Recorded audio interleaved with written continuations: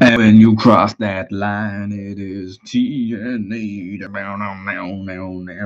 when you cross that line, welcome back, everybody. It is Fog Wrestling here to discuss your TNA Slammiversary 2024 big pay-per-view recap and reaction. Everybody join the chat and discuss it with a few people on the channel splashing it. Hard-earned cash on this pay-per-view. I'm talking about you, channel legend, beer guy. A lot of money you spent towards Slammiversary. And today we're going to go through it. We're going to recap it and we're going to discuss the show and all that good stuff. So, was it a good show? I'm going to put up for a question. Did you enjoy the show? Did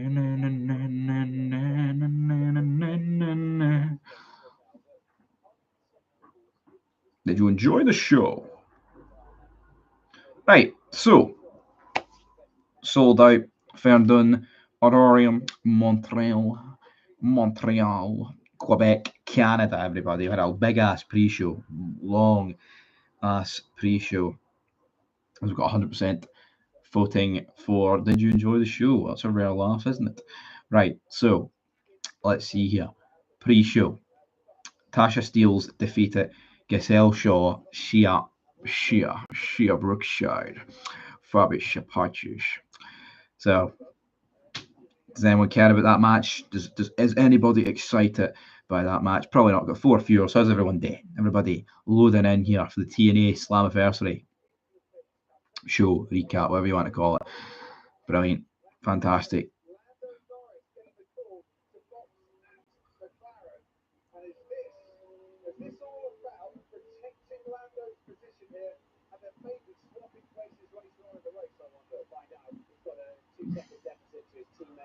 Tell you what, I'm watching the F1 in the background here, troops, and I think there's a wee bit of chicanery going on here, got me. A bit of robbery. But into our second pre-show match, we had Kushida defeating Rich Swann. Which Swan with the flipped away? Which Swan? So which Swan defeated? Well, got defeated. Sorry, by Kushida. He held on to the hold and made Swan tap it. Right. NXT TNA Knockouts World Tag Team Championships, the Militia and Masha Slamovich defeated Spitfire. So, yeah, Alicia Edwards and Masha Slamovich defeated Spitfire, which consists of Dana Luna and Jody Fret to retain, everybody. And then I believe it was our last match on the pre-show. We had Eric Young defeating Hammerstone. So Hammerstone has been defeated there by the big man. Don't know what they're doing there, to be perfectly honest. EY steals it with a roll-up out of a torture rack attempted by Hammerstone. So Hammerstone, remember we watched that match with Hammerstone, we thought this guy's a big guy, this guy's a good guy. But obviously that didn't exactly go very big, didn't it not?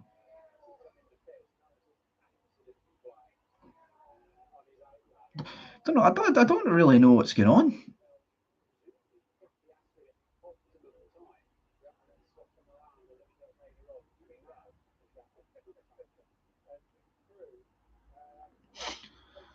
I bet you a mess. I bet you a fucking mess that is. To be honest, right, everybody. Then we moved to the main show. Broken Matt Hardy taking on JDC. Broken Matt Hardy, of course, not really up to much, to be perfectly honest.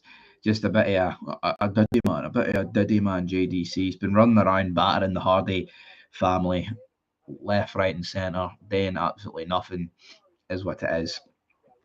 But Matt Hardy picks up the victory. He also picked them up after the bell and hit 2 more Twist of Fates before leaving the stadium. The stadium. We might need to reel that talk in because They're definitely not in stadiums. I can definitely assure you that, everybody. They are not in stadiums. Then we had our second match of the evening with the TNA World Tag Team Championships. We had the System versus ABC. And what did we have? ABC, easy as 1, 2, 3. ABC, 1, 2, 3. Picking up the victory there.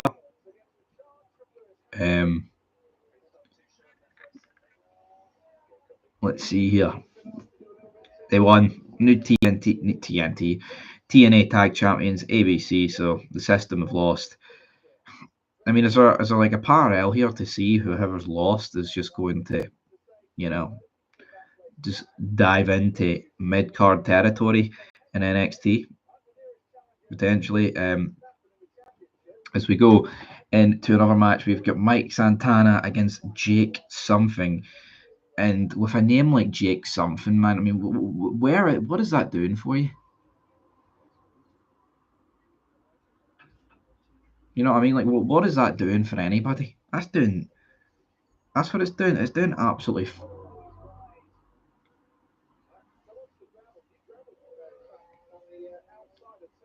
Does nothing for you. Doing nothing for you there. But Mike Santana picking up the victory against Jake something. Seems a wee bit jobber to me. We then had the Rascals taking on the No Quarter Catch Crew. I get it's like an NXT swap thing, but I mean, it's like they're seriously getting like some of the worst fucking jobbers, aren't they? For NXT, they're not doing an awful lot with them. You know, I don't really understand. Don't really understand this. Right, let's see here. Oscar Piastri running wide. So the Rascals win. No Quarter Catch Crew doing nothing. We then had a Montreal street fight, everybody. We had the TNA Digital Media Championship and the Canadian International Heavyweight title. What is the Canadian International? What is the Canadian International Heavyweight title? What is that? Does anybody know what that is?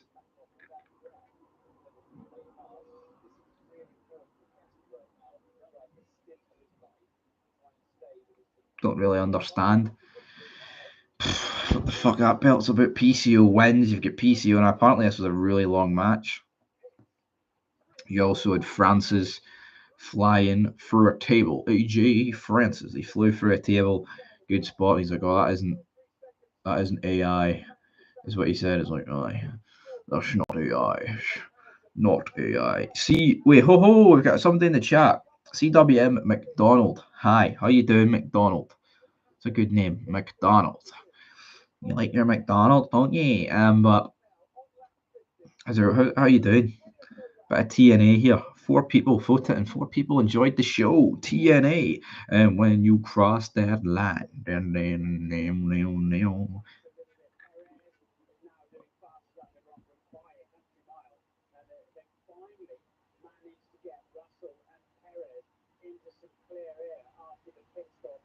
right. Oh fuck, I've X'd doing the results, everybody. Jesus Christ, what am I doing? Right. So how long was that PCO match? The PCO match was actually 13 minutes and 45 seconds. We then had Jordana Grace defeating Ash by Elegance with the personal concierge singles match for the TNA Knockouts Championship. Went 12 minutes. It's so painfully obvious that Tiffany Stratton is getting her own Money in the Bank briefcase, right? Yep, it is. So obvious. CWM Commonwealth, it is. Getting a pink one. And see that actual amount of people like marking out over that. Oh, Tiffany's going to get a pink briefcase. Shh. Brilliant. Who cares, man? It's just a fucking different colour briefcase. I remember Edge running the room with a jet black one. You know, jet black briefcase, and that's when people marked it. That was brilliant.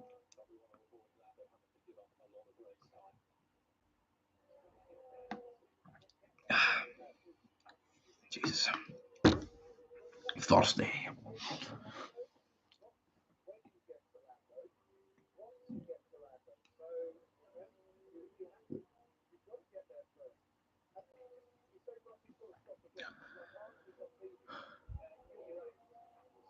Helicopter.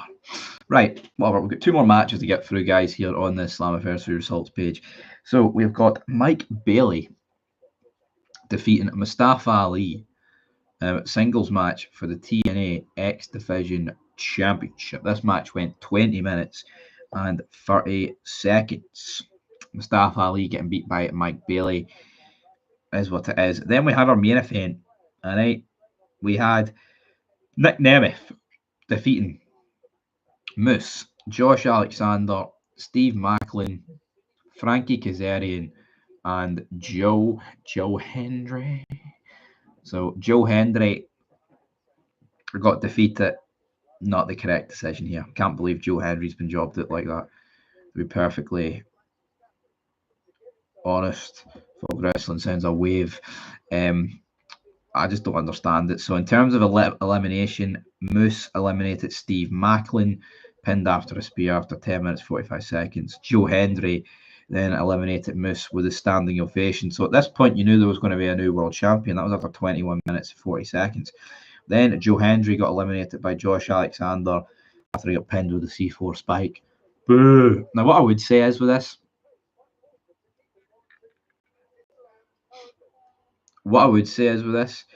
is that maybe if Joe Hendry gets given the belt, it's a case of, right, he can't appear in NXT as much, and maybe that's like a working agreement that they've got. How are you feeling about this pop in NXT? Don't know. TNA crossed the line. Pop. Not exactly spectacular, is it?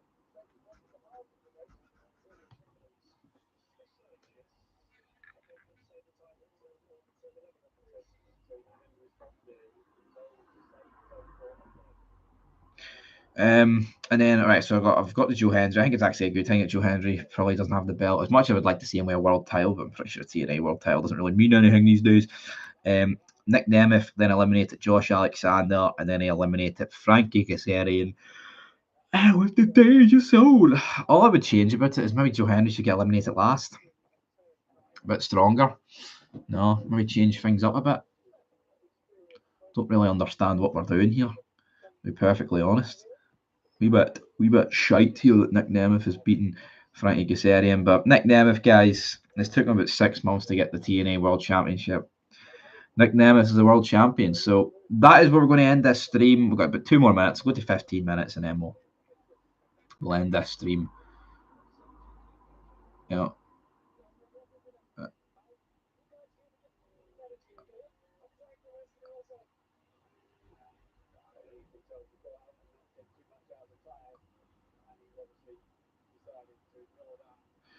Most over guy gets beat. Sounds like modern. Yeah, what is it? It's not even a Triple H thing and a WWE thing with McMahon. It's a fucking wrestling thing. Is it why these companies just don't succeed? Why they just don't put the belt on the guy that's like, over?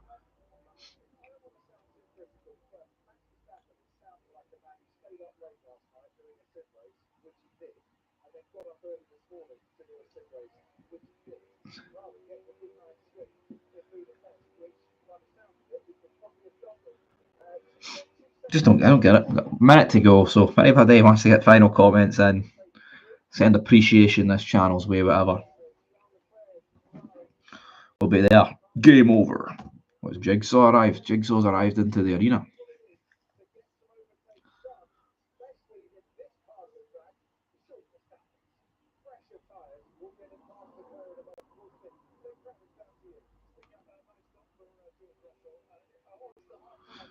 Right, everybody.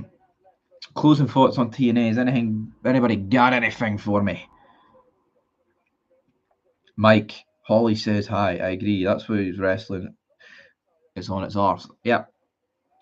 Triple H said it over a decade ago. We're not looking to create new stars. And to me, why wouldn't you want to create new stars, man? Makes no sense. It's like their logic is that they would leave, right, and like you'd never see them again. which you can understand. But then it's like you look at Cena, you look at The Rock, you look at Batista, all these people that've created. It's like some of them will actually just stay with you, like Undertaker did, or the ones that do go make movies, they will come back, for runs and shit, and also it elevates the company. Could you imagine if WWE never created a star from its inception? Imagine if Hogan, the guy Hogan, don't go make those movies in Rocky, don't go make Thunderbird and all that shit. I don't know if it's called Thunderbird, but it makes no sense. Anyway, guys, my throat's fucking aching. Enjoy your Sunday. That's your TNA results doing the windy. Till next time. Peace.